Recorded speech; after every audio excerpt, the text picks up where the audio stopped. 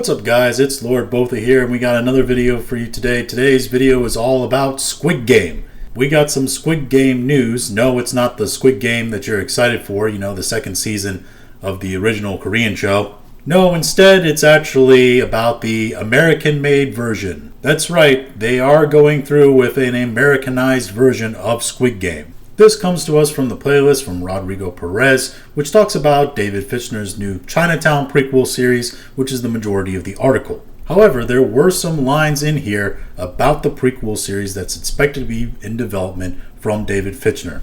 It says, "You may have heard rumors that Fincher is going to make an American English language version of Squid Game for Netflix, and those rumors are true, and actually go back several years. In fact, when Squid Game took off, and eventually became a worldwide phenomenon in the fall of 2021, it only took a few months for Fincher to realize he should change plans, pivot to Squid Game remake, and put Chinatown on the back burner.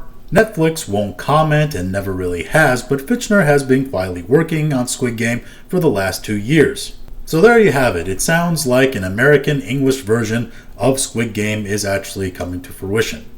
There's been no real statement on whether or not there's going to be any kind of story changes from the original Squid Game or any kind of changes in general. Squid Game is a child's game that's mostly played in South Korea, so I assume that we're going to be sticking with South Koreans as the lead of the story. It would be strange if the star of the original Squid Game series was also the star in this Americanized version one. However, he is capable, seeing that he seems okay with taking English-speaking parts now, with his involvement in The Acolyte. The problem is, while highly relatable in terms of the humanist story, I don't see how Squid Game can relate to a broader audience outside of South Korea in terms of the games that they play and the content within it. Yes, we understand the struggles and we understand the drama from a human level within the boundaries of the game, but most people in America don't play those style games, aside from maybe tug of war. Personally, I think this show has a very strong danger of falling into the Broadchurch Grace Point trap. For those of you who don't know, Broadchurch was a British series on the BBC, and it was a mystery drama starring David Tennant, and it was actually quite popular. I actually watched the show, it was very good, and I highly recommend it if you're into serious police dramas. However, the popularity after the first season caused Hollywood to take notice, and they wanted their own version of the show in the United States. They then made an American version of the show called Grace Point, and the name of the town is essentially one of the few changes that they actually made to the show. The location was different, some of the names were different, and the accents were different, but other than that, the scripts were almost exactly the same.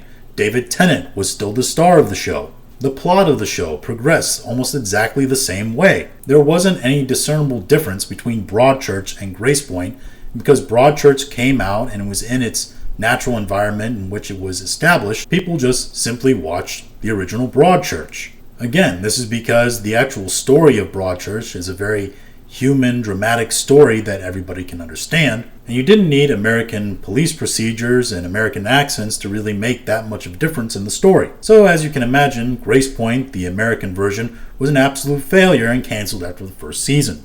I honestly don't know how successful this American version of Squid Game is going to be, especially with season 2 coming out eventually.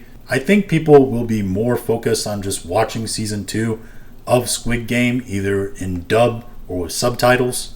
I think with the modern discourse over more and more people streaming television and movies, people have become more susceptible to the idea of using subtitles. The roaring success of shows like Shogun proved this theory. Essentially, if you make a show that's good enough, people are willing to go through the trouble of reading the subtitles or the bad dubbing process in order to enjoy the show. But those are just my thoughts on the new Squid Game that's supposed to be coming out. What are your thoughts? Go ahead and leave them in the comments. If you like this video, go ahead and like, share, and subscribe. If you didn't like this video, appreciate you watching all of it, and we'll talk to you again later.